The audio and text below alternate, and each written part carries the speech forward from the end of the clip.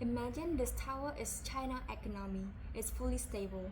However, if we were to take one of the biggest block or one of the most important block out, it will fall. And this is exactly what's happening to the Chinese property market. The Chinese property market plays a critical role in one of its sector to the Chinese economy, which it contributes to over 25% of its GDP, which is around $4.68 trillion. That's a huge amount of numbers. However, starting from the 2020, it's crumbling. The price of the household, the price of the commercial building, and other properties are going down rapidly and continuously. And this is all started with Evergrande, which is one of the biggest Chinese real estate developer went on default. And before getting to that, let's get into the initial start of the Evergrande first. Evergrande was founded back in 1997 by Mr. Hui Kaiyan, and his business strategy is to buy a plot of land and then sell the houses to customers. However, the houses are not being built on the land yet. He just take the money, and after taking the money from the customers, he'll later on build the house for the customers. And that is basically his business strategy.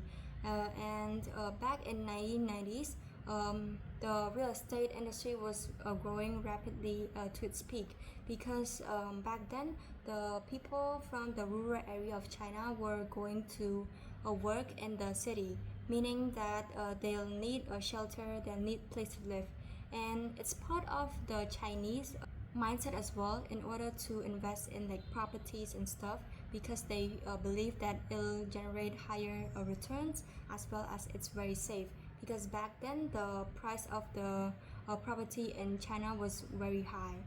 And at one point, their market cap in 2017 was at $50 billion, which they were working on like thousands of projects and hundreds of cities in China.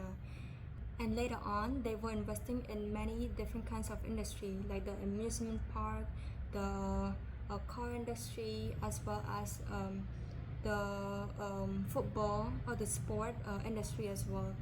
However, it all crumbles in the year of 2020 in August because the Chinese government, also the People Banks of China, imposed a new loan policy, which is called the Three Red Lines. And this is basically to restrict like big loans, especially for like Evergrande, because at one point their debt was at $300 billion. So what means is that they basically cannot get more loans from the banks and they have to rely on investments or the sales from consumers, but that is not easy. Other real estate developers were struggling with the same things because right now they can only rely on the sales, and basically they were practicing the same strategy because the market was very competitive.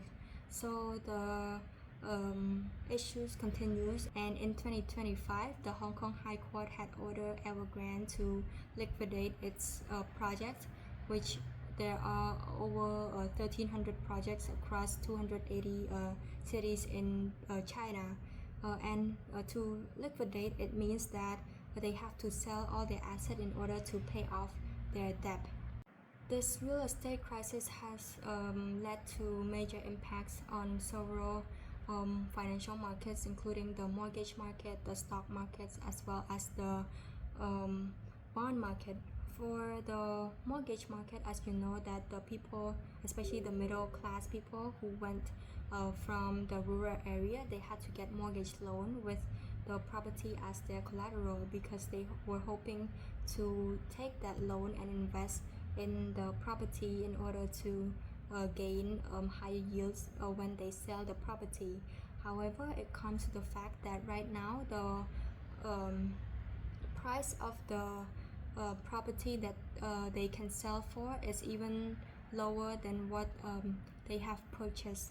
Therefore, it can also lead to major impacts to the banking industry as well because that means that the investors or those middle class people were not making good money out of the investment, and they could not liquidize their property, and as well as the collateral value is not doing good, meaning that the value of the collateral that they have before is not the same compared to the loan that they have given to the customers. According to the graph shown from Statista, we can see that the price of the housing market was going up a lot in the 2019. However, it reached its peak and came back down until the 2022, where the crisis were in the process of curing.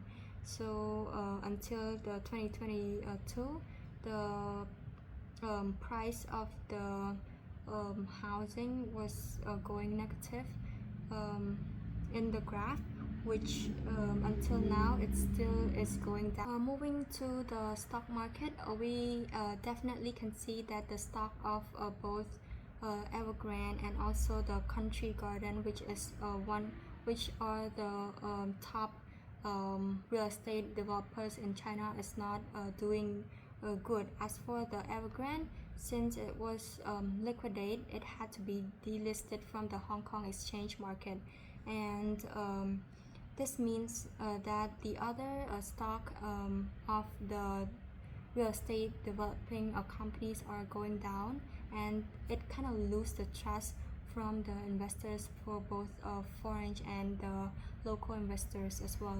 And with that, we can also say is that when the construction sector of the Chinese were down, then that means that the demand for like steels, cement are also decreasing significantly.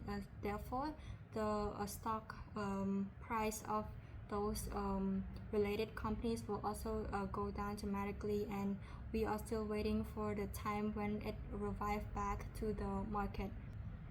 I believe that what the market respond to this crisis is expected, especially with the regulations, because we can see that if Evergrande were to have 300 billions in US dollar in debt, and they were continuously trying to implement this strategy into their business, it's very risky for both the company and the consumer as well. So what the government did was right, and even though it will leave the bad impact to the society, especially to the economy for a while, which until now it has been 4 to 5 years already, and there are also like unemployment and other issues around. But I feel like this should be a way to it's like a lesson learned for other real estate business or other businesses that would look up into this strategy. And I believe that they will also implement stricter policy in the banking sector as well. That means that in order to get a loan, whether it's commercial loan, personal loan, they will consider putting higher criteria in order to not only protect the banking institutions but also the consumers as well, as it's one of the key ethical principle of the banking industry. This crisis is devastating, seeing how tall buildings are left behind. It's like a haunted city where the buildings are not finished and there are no people living in the developed area. My perspective on this crisis of the short-term implementations would be that the house price of the Chinese property market will keep on decreasing. However, in the next few years, maybe 3 or 4 or 5 years, it will come back up, as right now we can see already that the global economy is not doing well. We have the trade wars with the US, also the other political issues around the world as well. Even though this crisis is still ongoing, I believe that the Chinese government is working in order to revive this sector again, while also helping to help with the middle class, the consumers, the investors, and other banking institutions in order to survive this crisis together. However, I still believe that this should be a very good lesson learned for not only the real estate developers in China, but also from all around the world, especially in Cambodia as well, as we can see that we are going through the similar situation where real estate businesses are taking money from consumers before they even get the goods, or before they even build the house or property for their customers. And I hope that within the next few years, China will be able to revive this sector and bring back the stable tower to the global economy. Thank you.